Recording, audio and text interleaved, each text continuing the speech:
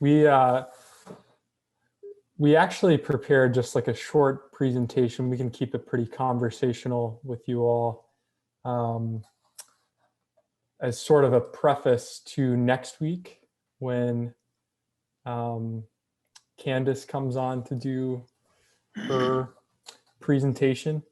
So essentially, we just prepared a quick presentation to where we can talk a little bit about how our bodies affect our mind and our mental health. So I will go ahead and screen share here.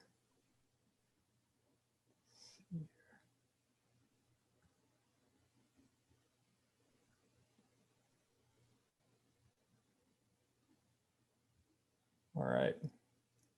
Is it all set? Can you guys see everything? Good to go? Yep, you're good, Trent. All right. You good? You're good. Good deal.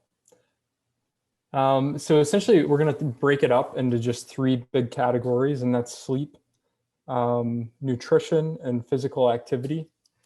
And so those are all sort of three realms of things that I guess happen with our bodies, or things that we do with our bodies, and look a little bit at how they connect to our minds and how it affects our mental health.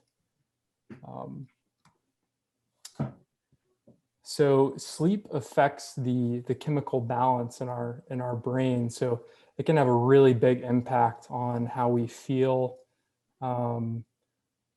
all throughout the day. And if you get, I guess, a lower quality of sleep over a longer period of time, it can have a pretty serious impact on your physical health, but also on your mental health. So think about it. If someone gets 2 or 3 hours of sleep, you're probably not going to be this happy person, this ready to go person. You're going to be, more than likely, you're going to be cranky and mad at every little thing pretty much. Yeah, it can, a lack of sleep can definitely influence our emotions, and just like Morgan said, like our base state. And so a reason for that is sleep is really good for our brains. You know, it's sort of a reset. And so everything, like our emotions, everything we think about, all of that is aided by our sleep and our sleep schedules. I know that, well, we won't get too much into like the sleep cycle, but even waking up in a certain point of sleep can make us feel different. You know, like if you take an hour and a half nap versus a 20-minute nap, you're going to feel different. Your head is going to feel different after that. And that's because of where you're at in the sleep cycle. But 7 to 10 hours, I think, is the recommended amount for most adults. Some people get less. I know as you get older and older, like I think my grandmother, or even my mom, I think my mom sleeps like 5 hours a night. So it is a little bit different from person to person. But ideally you should be trying to fall into that range of 7 to 10 hours. And I'd also like to add, Trent may have said something about this, but I'd also like to add to maybe get yourself into a routine. Like if you go to bed at 8, get yourself in a routine. Okay, I'm going to bed at this time, and then I'm going to wake up at this time, and then your body is going to feel used to waking up and going to bed at this normal time. Yeah, no, that's a really good point, Morgan. Routines are a huge part of sleep. And I know, like, for me, like I get up super early during the weekdays, but then I may sleep in a couple hours later on the weekend. And that's good for sometimes, like obviously we can, like it's good to sleep in every now and again, but it really is better to just keep it more consistent, because you're ultimately going to feel much better throughout the day if, like Morgan said, you have a sleep routine. I was gonna add that in the same way that too little of sleep can be damaging, so can too much sleep. If you oversleep, like if you're constantly sleeping, it'll actually make you more tired and like kind of have an opposite effect. Yeah. So Yeah, don't no, sleep for it's like a whole day. yeah. Yeah, if you stay in bed all day, you're gonna get more tired. That's true. And then you can't play catch up on sleep. So that kind of plays into what Colin was just saying. If you shouldn't try to oversleep after. So say you got like an hour of sleep one night, then you want to play catch up the next night. So that's not how it works. So the most ideal thing is to just try to get back on some routine as quickly as possible. I know that's hard, like especially if you're traveling.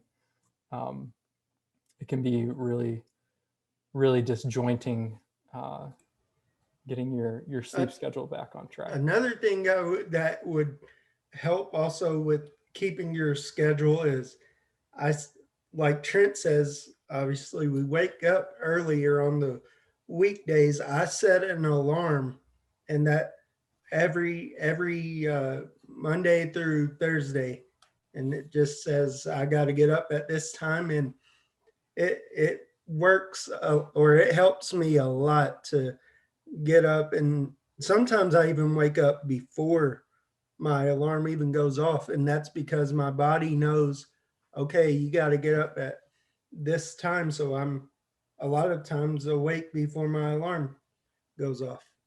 Yeah, that's a good point. Like if your body's, that's a really good indicator that your body is now in that routine when you do start waking up before the alarm goes off.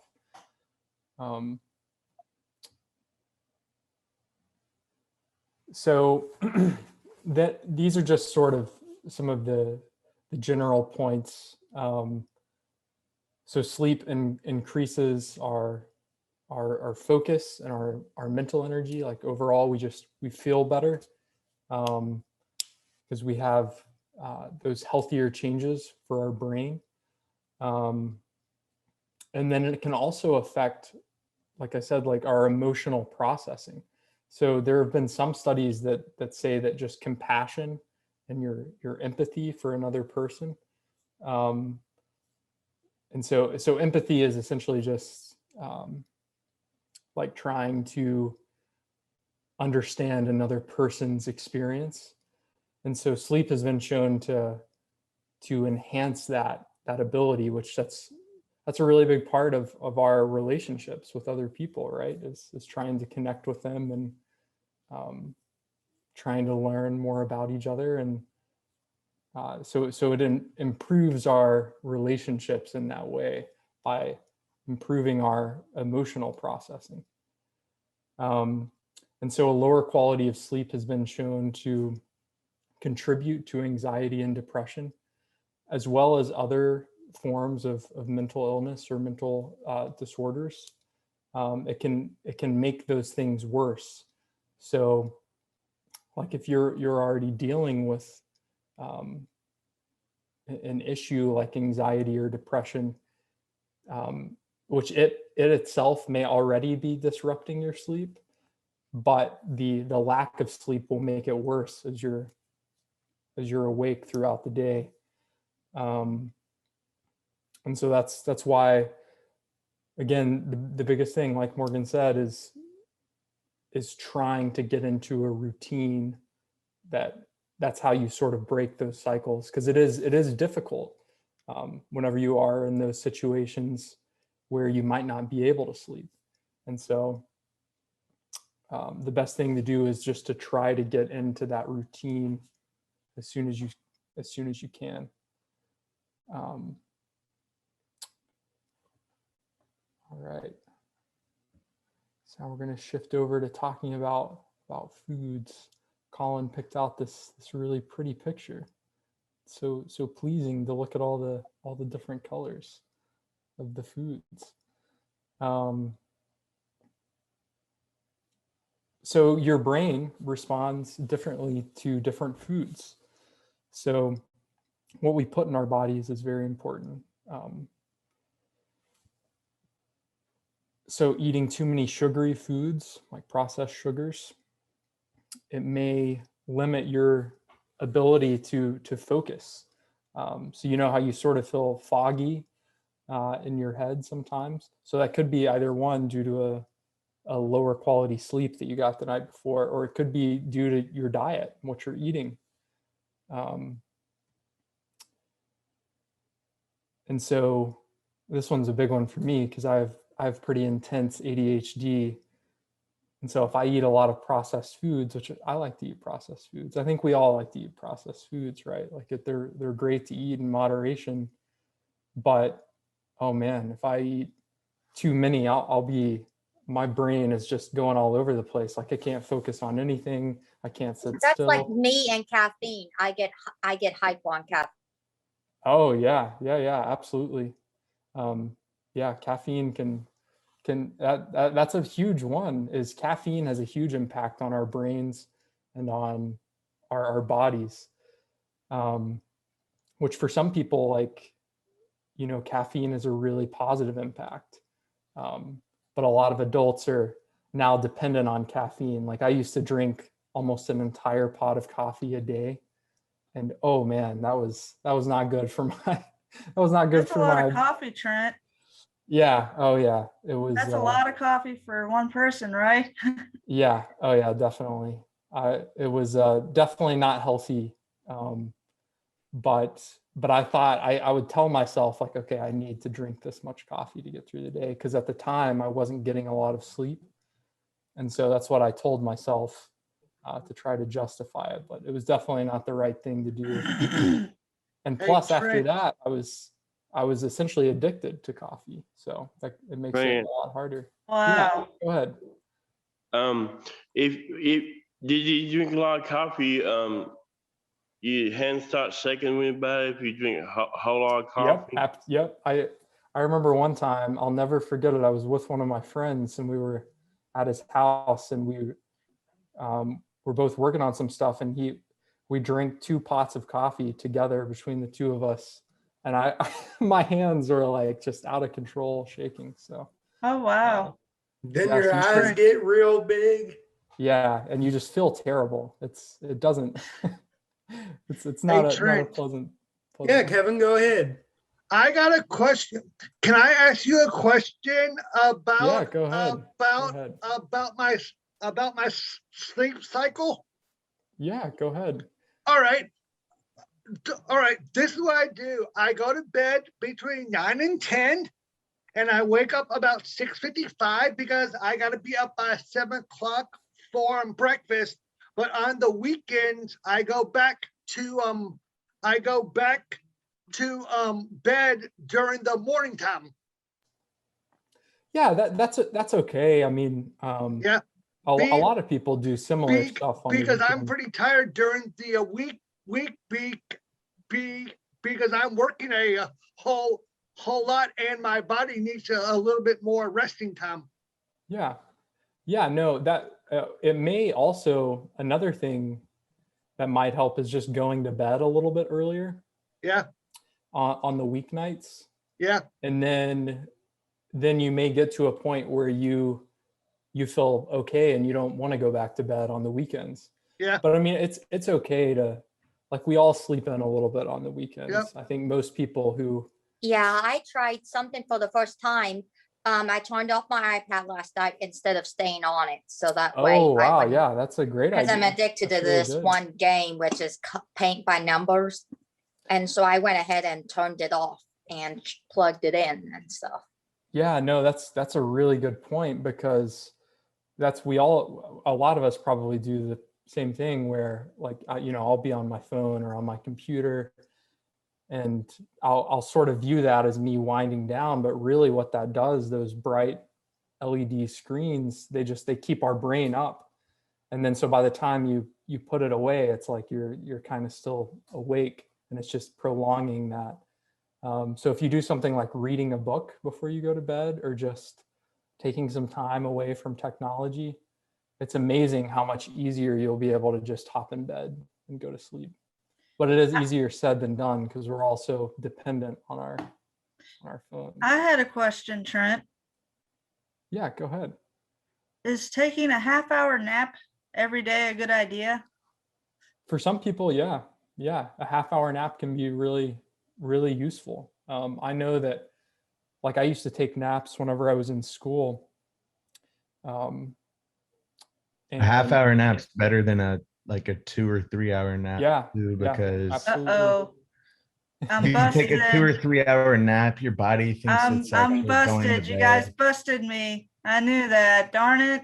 But How did you all know that I took 2 to 3 hour naps a day? a lot of people do that. Yeah, yeah, it's easy to get into that habit, but Well- Colin's right. Yeah, the Well, Because shorter 30 minutes is like, it'll re-energize your body. It's kind of like just like even if you don't take a nap, if you just like lay down for 30 minutes, like your body you'll get like a correct amount of recovery. Like even like for sports, like if you have like a morning session and then an afternoon session, like the most you would want to sleep after something like that is probably like 2 hours. Like you don't want to sleep for like 3 or 4 hours, because you're going to get in that stage where you're like, I just want to keep going back to bed. But if you sleep for 2 hours and then like rewarm your body up, like that's like in a sporting example, like sports example, but same thing. Yeah. Like if you go to class in the morning or you go to work and then you want to work out in the afternoon and you go home and you take a 30-minute to an hour tops like nap, you'll like, and then you wake up and warm up, you'll be ready to go. And like a short amount of sleep is kind of healthy for you, because it just like allows your body to like, I guess, recover in that moment. But I wouldn't nap too often, because your body will get used to it, kind of like caffeine, where like you're gonna like need the nap or you're not gonna be able to function properly. Like I would use it more as like a tool, like when you're like really fatigued. Like if you don't think you need to nap, I would just skip it. But if you like have to nap, then I would nap.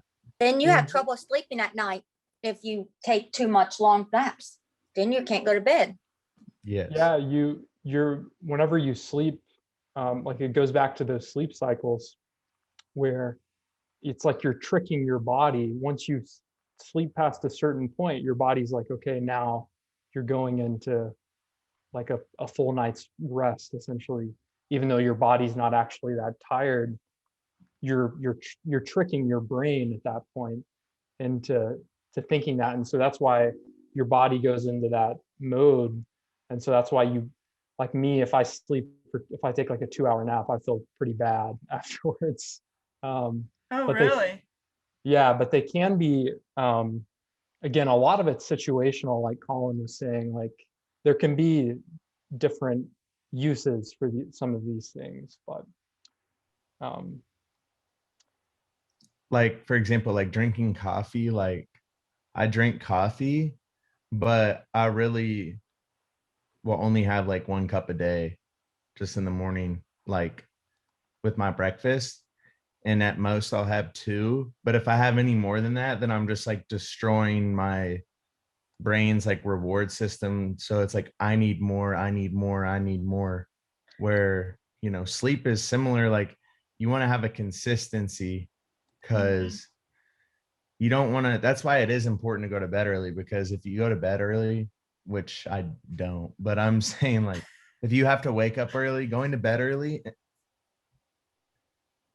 the time is just a number. You might still be like sleeping as if you went to bed at midnight and woke up at 10 a.m. Like you just want to be consistent. You don't want to sleep for 12 hours, sleep for 3 hours, sleep for 5 hours. Like you want to sleep in like a 3 hour, I'd say, window. Like, so if you get like anywhere from 6 to 9 or like 6 to 8, like 6 isn't quite 7, but it's better than 3 and then 15. So you don't need to be like 7 hours, 7 hours, 7 hours. You just want to be in a good, like, A 1 to 2 groove. cups of coffee. You don't want 8 cups of coffee one day and then 1 the next day and then 6 the next day. Like, it's just that consistency is like key kind of idea. And then the same thing with naps. It's like, if I'm going to take a nap, I need to like Set an not do it alarm. like a lot and often. I need to like do like small ones here or there. Like, I don't need to do it. If I do it every day, I need to have the proper time set aside for that 30-minute nap. I don't want to say I'm going to do a 30-minute nap and then take a 4-hour nap. And then the next day take a 1-hour nap and then accidentally fall asleep for the rest of the day one day. So, Hey, Trent, I got a question about this picture. Sure. What's up? I don't know if I'll be able to answer it, but What is okay. this nutrition reward system thing? So that's what Colin was, he just briefly mentioned it. So essentially, nutrition reward is, Okay, so if you're eating healthier foods and you're Yes. eating more processed foods in moderation, then your overall, if you're eating things in moderation in a well-balanced diet, then you're going to Yeah. feel really good. Your body's going to be rewarded from that. all right. But if you're eating high processed foods all the time, then one, you're not going to get as much enjoyment from eating them in moderation. But then two, you're Yep. going to mess up your body's reward system and just the overall way you feel. yeah, eating Kevin, all the time. what he means by that is like food is like, I don't want to use this word because I guess it's kind of like could seem bad, but like food is like a like medicine or a drug. Like, if you take bad drugs, your body's gonna like release dopamine, and then you're gonna be like, I need it, I need that, I need Yeah. that. Same thing with the coffee. It's like, if I can like train my brain to want the correct things, or even if you don't have to be perfect. I guess what we're saying is like, Trent, like, if you find that perfect balance, you're never gonna be like craving like, oh my gosh, I need sugar, or oh my gosh, I need Yep. whatever processed food. It's like, All right. okay, I can have a little bit of this and a little bit of that, and I'm not gonna be like super focused Hey. one minute and then super Yeah. off the wall Hey, the next. So yeah, Colin, can I show you something? sure. If you can see it, there is our menu. What we get like every day, every week. What we eat on campus every single week. That's good. That'll help you stay consistent with it, and then you can like see how your body and mind reacts to those Yep. Like things. tonight is spaghetti, meatballs, garlic toast, salad, and a fruit salad. See, that sounds really good. That's like a perfect balance. Yep. A But little bit of but I sweet, do little bit. but I do not like them salad that much. You Salad's don't like good. you don't like salads, Kevin? Nope. They taste weird. Oh, I tried it once. You I did? mean, it is like leaves. Yep. So Salads are good when they're made I well. love That's- salad, that's- but he and my friend Rachel would be great friends because she does not eat salad. Well, you know what? Something I've learned, because I'm a picky eater, and I honestly I don't like salads either. But the more I've heard, the more you grow, your taste buds they change. So You're I a may picky not. you're a picky eater, Morgan? I didn't yeah. know that. Yeah, but if you are a picky eater now, like I don't like salad now, maybe in the future I'll end up liking salad. I don't know. That's just something I've heard, that when you grow your taste buds, they change, and you'll Oh, yeah. like stuff that you didn't like. And a lot of it too is like what your body's used to. So I do a vegan diet now, and I have for like How does that 5, work, 6 Trent? years. How does that work? he gets to have No no meat, fun. No, I'm kidding. cheese, no dairy, no eggs. But before that, before I became a vegan, that's all I ate was meat and cheese. I didn't eat a lot of vegetables. I thought there's no Wow. way.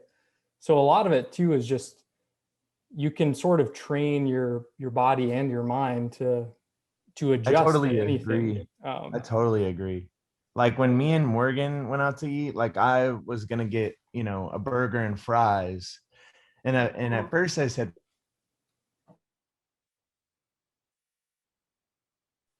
Oh, I think we fries. lost him. And Oh, I you was cut out. You cut out, Colin. Can you hear us? Colin. my brain. Colin, can you hear us? Oh, Uh-oh. Cut out for a second. But We I we see lost one It's all thing. right. That's all right. We put on this PowerPoint, your body may feel better after eating healthier foods. Your body will definitely feel better after eating Yes. healthier foods. So like I was a vegetarian before I was a vegan. And I ate way unhealthier as a vegetarian than I did whenever I ate meat. Like as a vegetarian, I just ate cheese all the time, cheese and bread. And so, so much of like our diets affect just our overall well-being and how we feel. And just to briefly touch on this, so omega-3 fatty acids, which there's a lot of foods that are rich in omega-3. Yeah, fish is really rich in omega-3, but I mean, there's so many different things, like different nuts, spinach, flaxseed, chia, soybeans. Like, I mean, there's tons of different foods, but is my mic working now? So hang on, wait 1 second. Yeah, you cut out, but Yeah, I was just making sure. No, I'll wait till you're done. I was just yeah, wanting to just to finish this. Yeah, so you cut out and we missed like your whole thing. So sorry about that. But so we'll do two questions, or I think some of you guys have some questions, and then Colin will go back to what he was saying. I think. Can you guys send me the email with the PowerPoint from last week and this week? I didn't get it.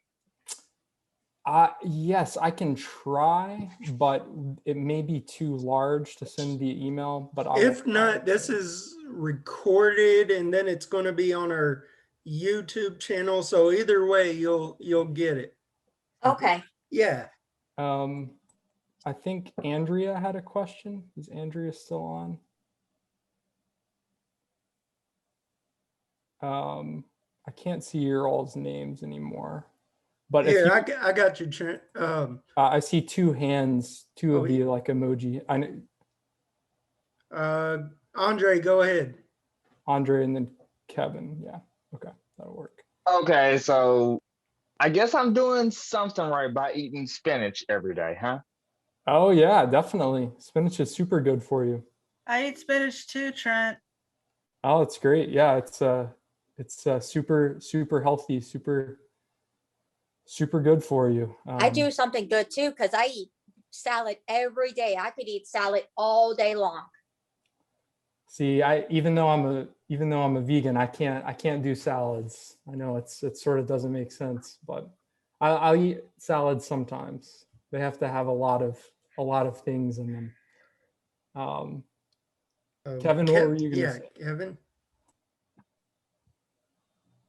Oh wait, you're on mute. I am good. Oh, you're good. Okay. Yes. Colin, back over to you. I was just gonna say that, like, instead of getting the fries, I got broccoli, just because like that balance, like it you know, makes you feel better. Like it makes you like enjoy the food I was eating as well. Like I'm not saying the burger was necessarily bad, because I had like, you know, vegetables and stuff on it or whatever, but like instead of eating that with the fries, like also just a side note, like it'll help your digestion in your brain, like the response it has to that food will like help your body in general, like break it down and stuff. So, you know, just having that, like we've already mentioned like 1,000 times, just that healthy balance is like really important. Like you want to try and eat different foods that you wouldn't normally eat that are like healthy, but you can also have your like favorite foods. You don't need to like punish yourself. Yeah, absolutely. All in moderation. like Yep. like we've been saying all the time. Yep, that's the key for sure. You definitely don't want to, deprive yourself and not eat any of the foods that you enjoy, because food's such a great part of life, right? Getting to eat good foods. But that's the good thing about, when you sort of train your brain away from processed foods, then fresh vegetables and fresh fruit are like really, they become so much better once I you I have applesauce every night with dinner. Is that- applesauce is so good. I haven't had You should applesauce try in a the long time. strawberry, and you should try the What? peach I didn't even mango. strawberry applesauce. That's crazy. and peach mango. Peach mango. Dang. Yeah, That's I like to telling eat you, that. there's I nothing like to like eat it. avocado. Avocado's good. yes, Avocados, yeah. avocado's Yeah. good. With crackers and stuff. Huh. Yeah. I didn't know you liked avocado, Philip. Yeah, that's great. So the last point, just it improves improves fitness and sleep, or it can improve those things, because all these things are connected, right? Our Mm-hmm. physical activity affects our sleep, and our nutrition affects our physical activity, and our sleep affects our physical activity. So it's all connected. So working out is a positive reward for your brain. I think, okay, put it on the later slides. We'll come back to that point, but so physical activity can help to strengthen your mind. So you can, by, setting goals, or by just testing sort of your mental focus on there's really, there's a number of different ways that you can sort of strengthen your mind, quote unquote, through exercise. And even just something as much as the exercise planning aspect, which I think I put a note about. So chat more about that on the next slide. So it's a huge, for some people, I know that I actually have some friends who, whenever they're anxious, if they exercise, it makes it worse. But for a lot of people, it can be a huge stress reliever, and it can help you reduce any anxious feelings that you might be having.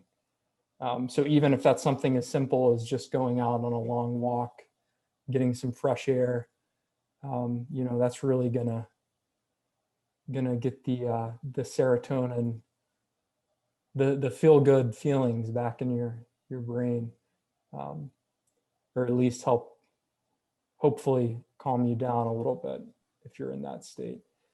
This And might oh, go ahead. different from physical activity, but is similar. Is like you can also like exercise your brain. So, like Yeah. doing things that like a puzzle maybe, or even like playing a video game for an hour that you enjoy just like exercises your mind. Like it just watching a You- movie, anything, just something that makes you think in a good way is good too. Yeah. Do you have a psychic ability that you all know I do puzzles too? I Hey, mean, puzzles can be really good. They're really fun too. Great activity. I have a question Um, quickly for Special Olympics if they're on. Yeah, I think Kelly's on. Okay. Claire. How do I know about unified partners for like volleyball and stuff like that? How do I know about this unified stuff? How do I get information about that? Oh, are you referring to like did you see stuff on Yeah, I social saw media stuff because my boyfriend does it, Corey. the volleyball stuff? So Corey that Owen does is it. actually something that we tried for the first time. So we just reached out to a handful of athletes to see if they'd be interested. So if that's something that you think you might be interested in down the line, then Yeah. that'd be a good thing to pass the information on. So I can take care of that for you. Okay, thank you. I just wanted to know, and my mom and I were kind of curious on how do we find out about unified stuff. Yeah, it kind of just it's handled differently every time depending on what campus we're in, because that's all done through the unified opportunities that you're referring to are done like through the college. It's a little bit different than some of the other unified sports that we offer. Okay, thank you. I was just kind of curious about that one. Yep, no problem. Right on. Is that from the volleyball event from this past weekend? Yeah, that me and Colin helped with, and I was just there. Oh, right on. Yeah, it'd be super cool to get those up and going. I was gonna try to go as well, but I couldn't make it, unfortunately.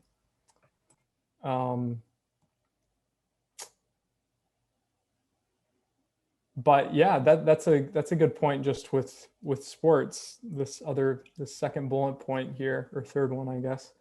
So working out, exercising with people, or playing a sport, doing team building stuff, like that's really good to strengthen your friendships. So work on, you can do all kinds of different mental health things whenever you're bringing other people in, and then you're working towards a common goal. A lot of stuff you can learn. You can have accountability partners, so people that'll hold you accountable, that you can talk to about, what your exercise plans are. So that's a huge part of the physical activity, mental health side of things, is that more communal aspect where you're interacting with other people. Mm-hmm. And go ahead, Morgan. I was just going to say the accountability thing to me is one of the more important ones, because I know with me, I know everyone, that if they have in their mind, should I go for a walk or a run? And then you have it's kind of like the Tom and Jerry thing. Like you have the angel and the devil on one telling you, oh, you shouldn't do this, or oh, you need to do this. And it's very easy for us to say, you know what, I thought about going for a walk, but I'm not going to. This way, if you have a friend or family member or whoever that is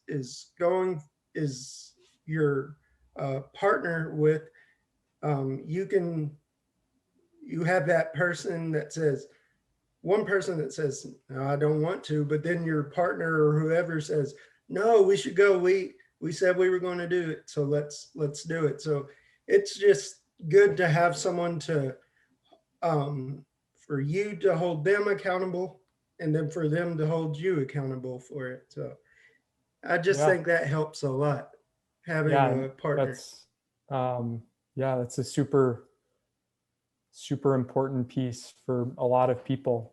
Accountability. I mean, it's a great way to keep yourself motivated. And whenever you're not motivated, it can help you, just take the step out the door and get there. And that's the hardest part, is just taking that first step, because typically, which I work out at home now, but whenever I used to work out at a gym, my big thing was just leaving, like leaving to go. Once I would get there, it would be totally fine. I would be ready to go, but sometimes it's just hard to get over that first step, and accountability partners really solves that problem.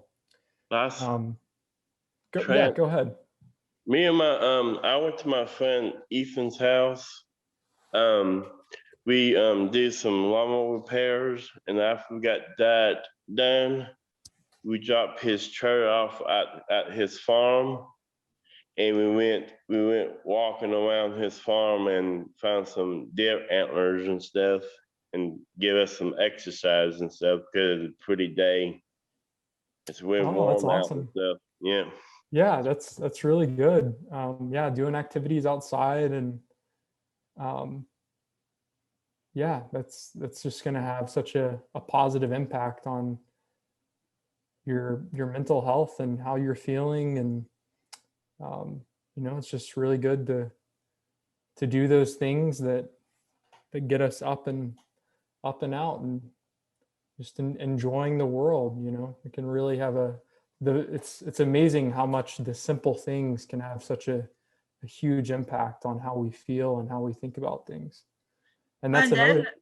my Yeah, go dad, ahead. my dad, and I take our dog for a walk every night. Yeah, that's great. That's a We great part just, of. we just go around the neighborhood. Yeah, that's a great part of establishing that routine, just having something that you can look forward to. Yeah. And it's the same way of like with exercise, the feeling of accomplishment, or in your sport that you may be playing, or just if you have a fitness plan that you've organized and then being able to be like, okay, I did this today. It's going to improve your self-esteem. You're going to feel better. You're going to be more motivated, to keep going. And it's just going to change sort of slowly over time, just the way that you're thinking about things, the way that you're thinking about yourself, and for the better, hopefully. But and then the last point we had on here was leads to more restful sleep. So yeah, if you have a good workout any day, you've been really active, even if you've just been walking around a lot, you're gonna sleep right like a rock the next night. So got our Q&A thing here, and I'll take this off. So this is going to be our next one on the 7th, and then we'll take just a few questions after this, if you guys have anything specific that you want to chat about. So Candace Olick will be here on April 7th. And so she may be talking about some of the stuff that we talked about today, but hopefully what we talked about was just sort of a general primer for whatever Candace ends up talking about, or whatever we end up doing on April 7th. Just get ready for it and stuff. Yep. Yeah. And then here's our website, which I think you guys have. But yeah, do you guys have any questions or anything before we go for the day? It's been super fun talking with you guys as always.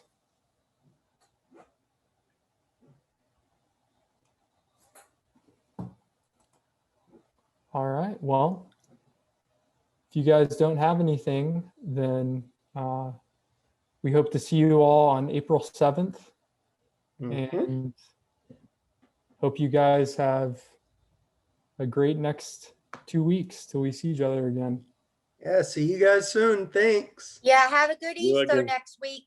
Yep. Yeah. Happy Yeah. Easter. Thank you. Mm-hmm. Bye, Bye, guys. Kelly. Bye, everybody. Bye, guys. Great job, guys. Bye, everyone. We'll see you next time. See y'all next Okay. time. See ya. Bye. Yeah.